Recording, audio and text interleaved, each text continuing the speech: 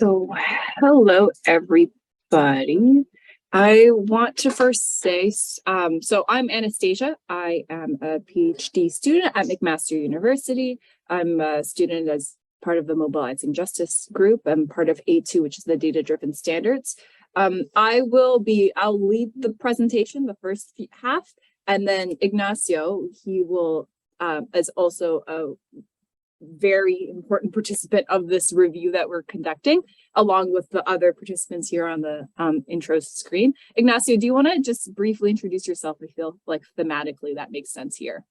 Sure. I'm Ignacio. I'm a postdoc at the Department of Human Geography, working in a project with Stephen Farber on suburban mobilities cluster. And I'm also participating in this activity too, particularly in this scoping review that we'll be presenting today. Perfect, thank you. And then others on the team are Mattis, who may be in the room. I can't see too many screens open. Matt, Steve, and Antonio. So the topic here, is equity and justice conceptualizations, dimensions, and standards within the transportation planning literature. And I'm just going to go outline the form of the scoping review, the methods we use, the framework, and then Ignacio will just take over and talk about what data extraction looks like, since it's still a work in progress, and what we may end up finding, as well as just like some additional concluding remarks. So let's say I have, first I'll outline what the rationale for this review really is. So right now, we're looking through the academic literature to really understand what are the equity dimensions that people are, researchers are discussing and researching. So these includes the types of population groups, opportunities, transportation network conditions. We're also interested to see what are the standards being used in the academic literature. So what sort of max-min travel distance or accessibility score is the threshold or metric or indicator at which something is equitable and something is not equitable? And also, what is the conceptualization behind that metric and behind those dimensions? So sort of what is that philosophical on either basis, if there's a distributive justice issue, an environmental justice issue that is integral to that threshold, or if there's some other equity type of assessment that is important and underpins the analysis of that piece of literature. So that's really the rationale for this review. I have a little QR code that at the top corner you can, if you have any feedback you want to give, like during the presentation or after, just you can send it in an email. And then so the motivation for this one is really like we're a group of researchers. I'm more junior, but this team consists of many people and professionals who, academics and professionals who have been thinking about equity for a while. But we just wanted to acknowledge that we have our own biases and it's difficult to sort of read to saturation. So we wanted to do more robust and thorough analysis of the literature that's out there to just make sure that the conclusions and the philosophies and the conceptualizations that we are coming to are well-founded and discussed in the literature and the previously published. So from the previous literature, there's a lot of theoretical contributions, but we found that they don't link up too well with what are the standards. And then on the flip side, there are many like narrowing and scoping efforts that kind of address some of the standards, but they don't fully flesh out in the way that we're looking for the types of conceptualizations. So we're beginning with the academic literature, and sort of see it as the first step of just like this ongoing, ongoing issue of trying to understand and I guess ethically address equity issues.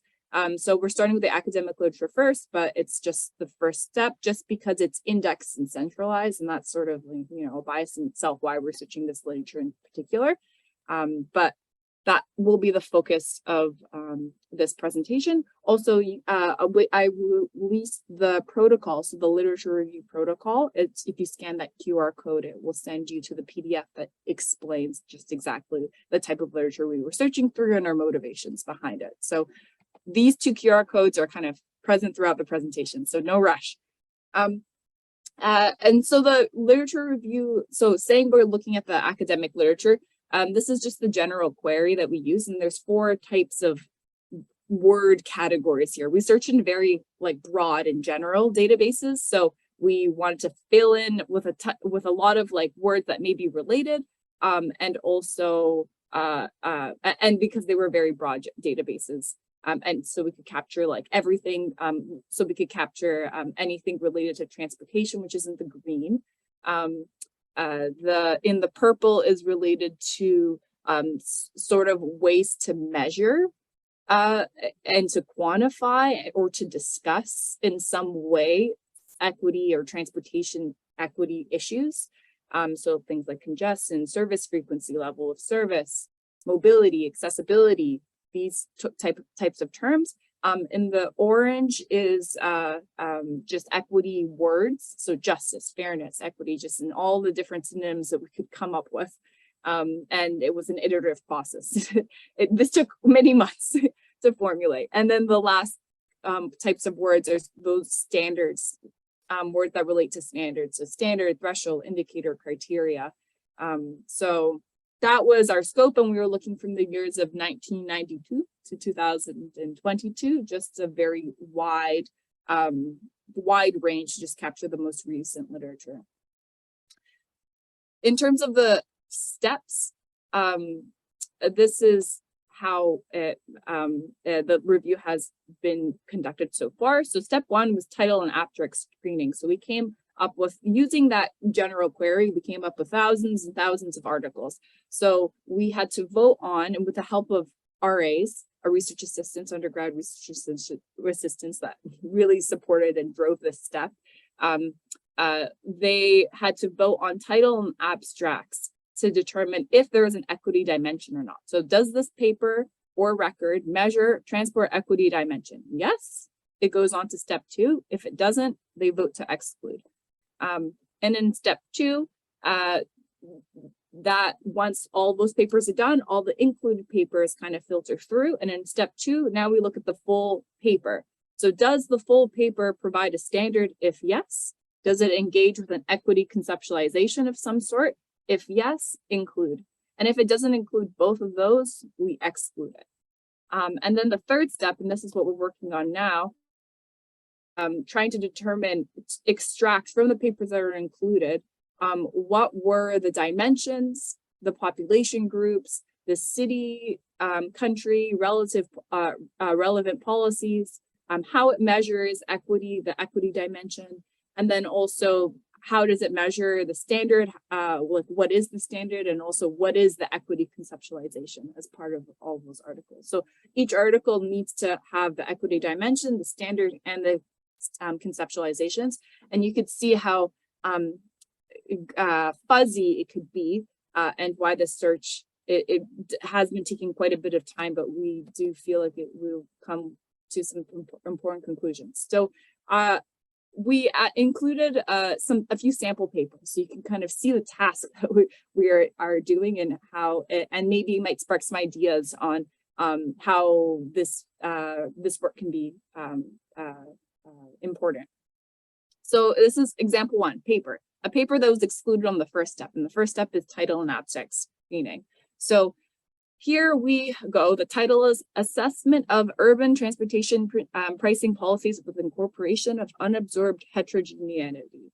So we chose to exclude this paper just from the get-go because it has no conceptualization apparent. It's very clear. It's sort of looking at the urban transportation pricing policies.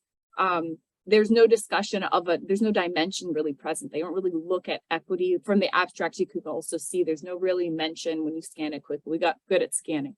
And then also maybe there could be a standard, but it's unlikely. The words that why this paper was included is because it mentions criteria. This paper focuses on 2 criteria. And then it also has the term equal cost coefficient in the last sentence. So that's why it was pulled, but equal isn't in the sense that we care about justice and equity. So that's one paper, more easy to kind of see how it could be excluded. So this is another paper, multimodal two-step floating catchment area analysis. So a primary healthcare accessibility. This paper initially was included in the first step because from the title and the abstract, maybe there could be a conceptualization, something related to health equity. There's a lot of accessibility research related to health equity. And it underpins the focus and the objective of accessibility from the aspect of everyone should have access to health.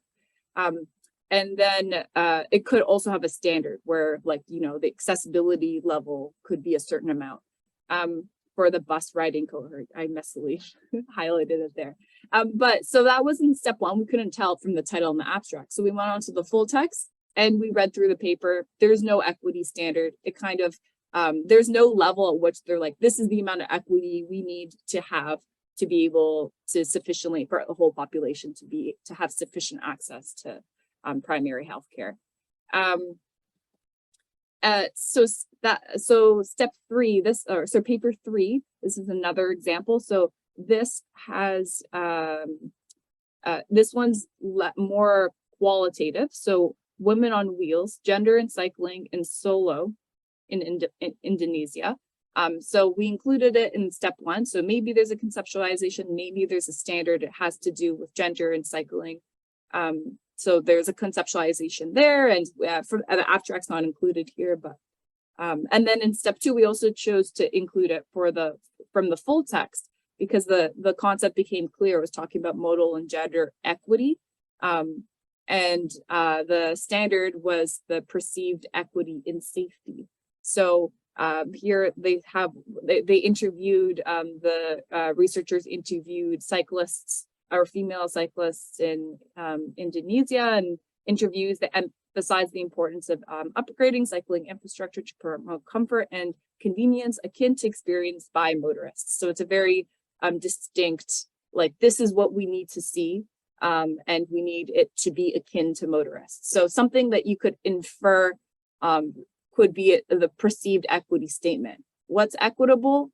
Comfort to the same level of a type of mode. So you can see how tricky, these are trickier examples of papers for sure. And then this is the final paper I just want to show. And this one also was included, and it's not qualitative, but we are including qualitative papers in addition to quantitative papers. Again, this is just accessibility, modal accessibility disparity. And we included it because, again, it has a conceptualization and it has the standard. The concept, again, is modal equity. Highlighted here is improving accessibility for public transit relative to that for cars should be key strategy for redressing. That's just like one sentence in the whole discussion. And then the standard here, it really outlines that there's an unacceptable amount of disparity. So this is disparity with car multimodal. So car relative to transit, there's a certain number that it should not be below. The relative disparity should not be below a certain value. So that can also be an inferred threshold that we retain. So these are, again, as I mentioned, trickier examples of papers, but I think going through all of those it's just a good example for you to kind of come with me and all the RAs and everyone else on the team as we're scoping and extracting papers to just see what we're picking through.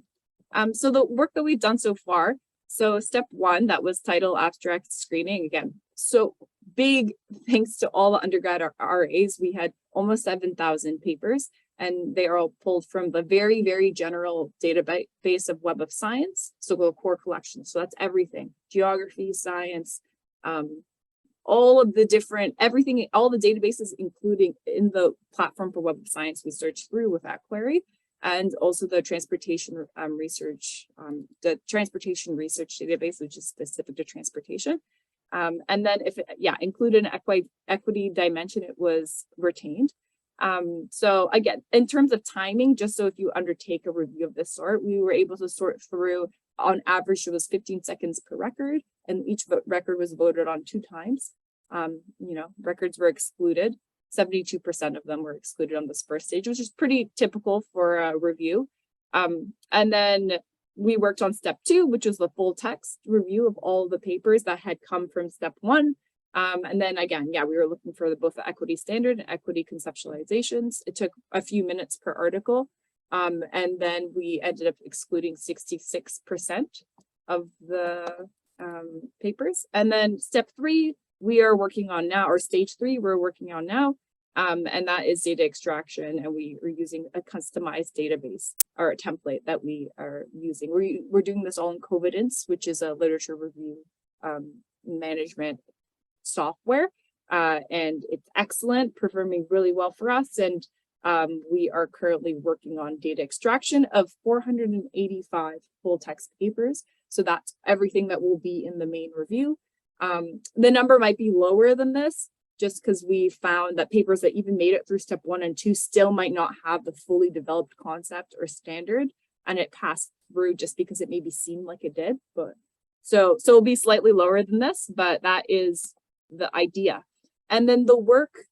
So I think it's definitely work talking about what a large task this was, because we spent a lot of time training the research assistants, so the undergrad research assistants. So it really is, what is the standard? What is the concept? I know in these few minutes, maybe you still may be, everyone in the audience may still be a little bit fuzzy on those understandings. And you can imagine the undergrad RAs who, and even us, the team, it took a while to understand these concepts and formulate the ideas. So training the highly qualified undergraduate RAs took some time. So for step 1, 25% of the time was spent on training, and then step 2, 31% of the time overall for step 2 was spent on training. So I think that's just important to keep in mind. It takes time to train. And then we had to resolve conflicts. So when two different RAs vote, they conflict, we have to resolve that. So this is just a quick overview kind of along our progress. We started last year to conceptualizing this idea in September of last year. And then we'd finish up the steps 1 and 2. And then by the end of the year, we should have a first draft and analysis done to present it in the form of a report or something along those lines. So we are, and as it stands now, we are right in the middle of September working on data extraction, which is step 3. So I'll hand it off to you, Ignacio. Okay, yeah. So what about our method to synthesize all this information? As Anastasia showed before, like we had a very long query, a lot of results coming from that query. So we create a data extraction template with different elements on it. So first we record all the details about the study set, cities, regions, which are studied, and also data sources. We're still deciding if we will report like if the place is rural, urban, or suburban, particularly for like the different definitions that can come up from these different settings. And if it's appear like explicitly or you need to infer from the article. We also include like a rationale of the study, the research goal, the main questions or the topic that is approached in the specific paper, and the methodology as well, like data methods for the analysis and how they particularly measure equity. And probably the most important part of our data extraction template is the 3 dimensions that Anastasia said at the beginning, like basically the dimensions, the standards, and the conceptualizations. The dimensions, which type of population groups, opportunities or transport modes, the network conditions that are analyzed in a specific paper, the standards, that could be like a maximum travel time, could be like a minimum number of opportunities, a certain minimum accessibility score, or in a totally different dimension, for example, certain safety levels or more qualitative standards as well. In terms of the conceptualization, it could be more related on distributive justice, it could be more on the side of spatial equity, or maybe right to the city, horizontal or vertical equity. So we'll see what kind of things appear in these different papers. And of course, to finish, we want to know like a little bit more about the outcomes and the findings of the study, and what are the main equity and policy recommendations. Next one, please. So yeah, this is how the template looks like.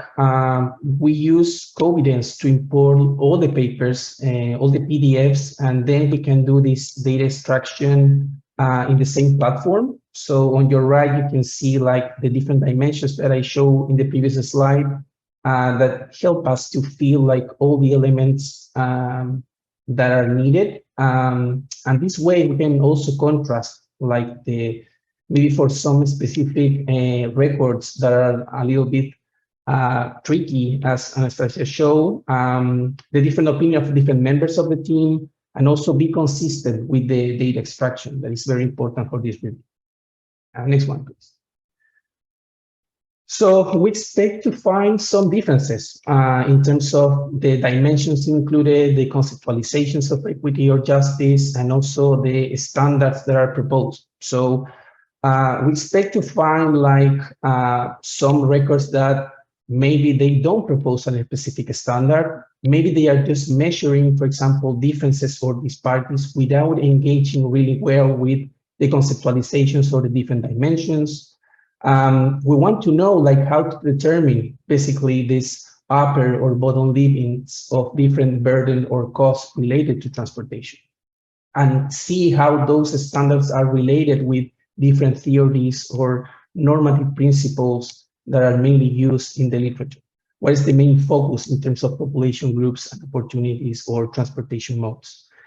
And finally, we want to see how these standards and dimensions translate into policy and practice, identify which areas are the most frequently studied, the main guidelines from the policy and practice world that are used in the literature, to see what kind of recommendations we can derive from this analysis. Next one, please. So some interesting initial findings. As Anastasia said, we are still in the process of doing this full review of all the papers, but we have some initial insights that are interesting. For example, for the rejected paper, there's a lot of disparity analysis. There's no so many standards. Basically, a lot of papers saying, yeah, we measure this, it's unequal, but where do we set a standard or what is too much equity is not that clear. So basically, there's a lot of paper like doing evaluation of different scenarios or using indexes, using inequities to prioritize certain groups or certain areas, or using very fancy methods, but there's no goals, no clear standards. And that's very important for our review, for the goal of our review. We reject also some papers that engage with like more broad dimensions, for example, public engagement, coordination, and collaboration among decision making. That is very important for sure, but they are not like very discussing these standards that we really want to find in these papers. So this is an important thing to consider for our second step, looking at more gray literature, for example. From the extracted papers, some initial findings as well, is very difficult to define standards. Well, we know that terms like equity standards or threshold or ratio are not explicitly present in some of the papers that we review. Sometimes when the standard exists, there is no like a very robust or well-grounded conceptualization. Sometimes it's just like providing a number that you really don't know what's the rationale behind. So that is important to know as well. And an important thing that is important, I think, for the whole discussion is accessibility is probably one of the most usual conceptualizations and dimensions used in this literature, but it's not the only one. We have seen some qualitative studies or surveys or methodologies using big data or mixed methods that comes with different dimensions. For example, safety, that sometimes it's not like something that we come up like really easy and a really straightforward way to find a standard, but sometimes you can find that kind of things in the structured papers, and we are looking forward to see what kind of conceptualizations and standards comes from this review. From the health geography side, we found a lot of standards, and probably we think that this is because healthcare is usually conceptualized as a human right. So there's no such declaration for other opportunities, for example, when we are looking for jobs or education or leisure. So that's an important difference in terms of accessibility to health opportunities. And also we found something really interesting about these disaster-oriented studies or papers mentioning climate change targets. It's important to highlight basically that both disaster-oriented studies and climate change studies, they discuss these transport equity standards because they have policy guidelines that are very clear. And you can identify, you can experience those disasters and recognize that sometimes there are particular groups that are suffering they are suffering from certain dimensions, and you can relate that and you can create some policy standards or accessibility standards or any kind of other dimension in a very clear way as well. Next one. So to finish the presentation, we foresee a lot of challenges in the coming months. First, how will be the process of synthesizing all the results, considering that we will be reviewing almost 500 papers, and we have a lot of different elements in our data extraction template. After the process, we are still not sure how we will evaluate which standards are the most appropriate one to use. Let's say, for example, we have, 10 different standards for accessibility to a certain opportunity. Maybe we need to consider how well-grounded or how robust is the theories or conceptualizations behind those standards and the context of those indicators too. We plan to create a repository of paper that discuss these standards, at least for the use of the people involved in MJ, or even for the general public. I think that it would be a very interesting resource. Thinking a little bit broader in the Mobilizing Justice Partnership, I think it will be interesting to see how we can connect some of the findings of this review with, for example, the transport survey activity. It will be interesting to see if we are able to find some key dimensions or standards that can be included in the survey and ask different people to measure how far we are from reaching those specific goals. As we mentioned before, this review is based only in academic literature, so we think it's a good idea for a second step to include gray literature, and our partners will provide some valuable insights for the Canadian case. Of course, we will benefit from exploring other settings as well, and having at least 2 or 3 case studies per region. That will be our ultimate goal. And yeah, after the presentation, you may have other suggestions or challenges we'll face in the coming months. So please let us know what you think. Next one. So yeah, that's all. Again, you can send feedback in the QR code that you see here. There's also the protocol. You can see all the details about our rationale and our research, our queries and everything. And we'll be happy to answer any questions and hear from your comments on our research. Thanks. Thank you, Ignacio. Thank you, Anastasia. So we do have time, about 6 minutes or so, for questions, comments, discussion. So I'm going to open up the floor. You can raise your hand using the reactions emoji, or type a question in the chat, or just unmute yourself if you would like to. Yes. So I see James. Please go ahead. Thanks. I think your work is really pointing out a challenge, because I think we often talk about equity in a high level, and you're trying to really get down to how do we know? Have you gone into this at all with any thoughts yourselves, or any initial ideas on these measures, or you're simply doing a survey about what others have done? Is there any early early thinking that you're doing on what would be important in defining the standards or the thresholds?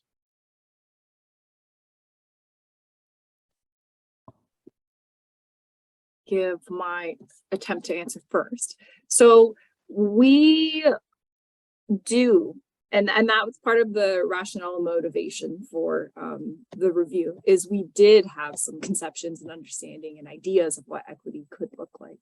And I think the fear was that we just wanted to see what else and collate what else is may be done, maybe outside of the because a lot of us are accessibility researchers and have a background in that. So maybe what else outside of that is being said? What else is being said in maybe human geography or more sociological leaning to transportation modes and methods, or modes being used. So we wanted to just double check our own interpretations with, I guess, another bias group, which is the academic researchers. But still, it is, as mentioned, still like a first step, and we do want to connect with others. So we did come in with some conceptions, but we wanted to, review what's already been out there and weigh it against what we may be thinking and what we now also are learning throughout just the first year of mobilizing justice activities. Because this started, to just go back, this started in a time when the partnership was just beginning, right? And there was still a lot of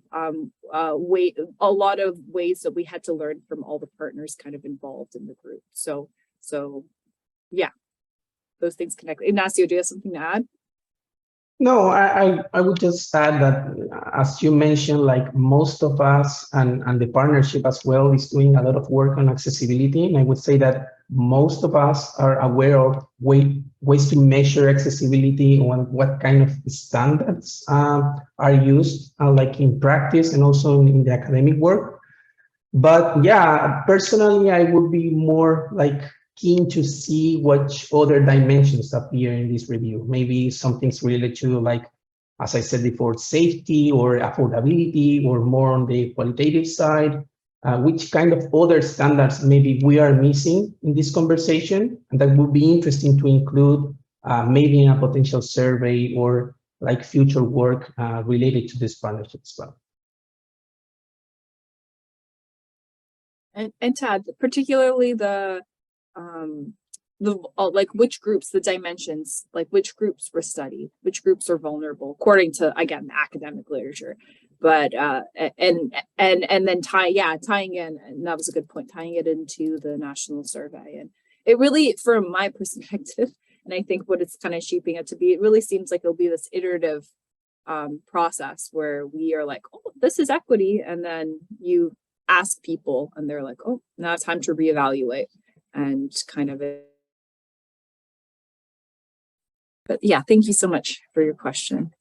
And also, just as a point, like, this is still we're still in the data extraction phase. So all of your feedback on what you may potentially find interesting is also very valuable, and we're going to take it with us to incorporate.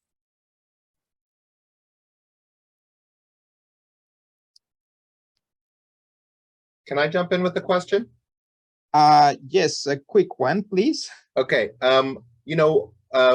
Early on in the project, when we were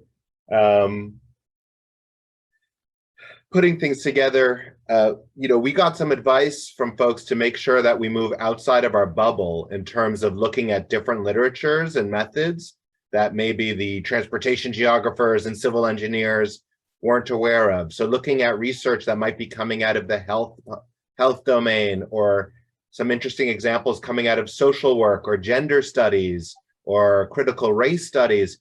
And I'm wondering, to what extent do you think that we were able to kind of respond to those recommendations using the protocol that you've developed for this literature review? And are we seeing the existence of relevant work out there that the review is going to bring to light and hopefully, highlight or share with the rest of our transportation community? Yeah, so that is a great point, and we did include that feedback in how broad the databases we initially searched were. And I think it will be a challenge ahead in terms of synthesizing the results, because, and one of the paper, we showed, so in a paper that is maybe based on qualitative methods, asking people about perceived equity, about issues associated with racism or safety, their answers may not fit, will not fit within like a quantitative way of coming about having a measure. So synthesizing, a purely quantitative fancy method paper with qualitative results and what perception of equity and accessibility is, will be a challenge in terms of how we present it, but is definitely very vital and important. And I think we're just going to show a lot of contradictions in different methods and sort of how we need to learn, I guess, going forward to take these both very important, one maybe more important than another in terms of like people's actual perceptions, and take that going forward. Yeah, so I'll say we have incorporated it from what I think, but I'm totally open to comments. Again, send us feedback if you feel like we did not do a good job, and we could still add in academic papers at the end to include, to have them in part of the data extraction process. Yeah, just one minor thing to add. We did at the beginning like an analysis with Boss Viewer that is like for doing like bibliometric analysis.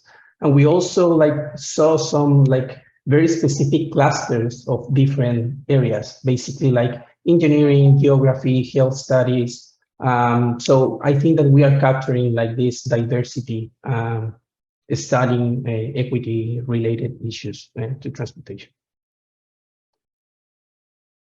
Okay, thank you again.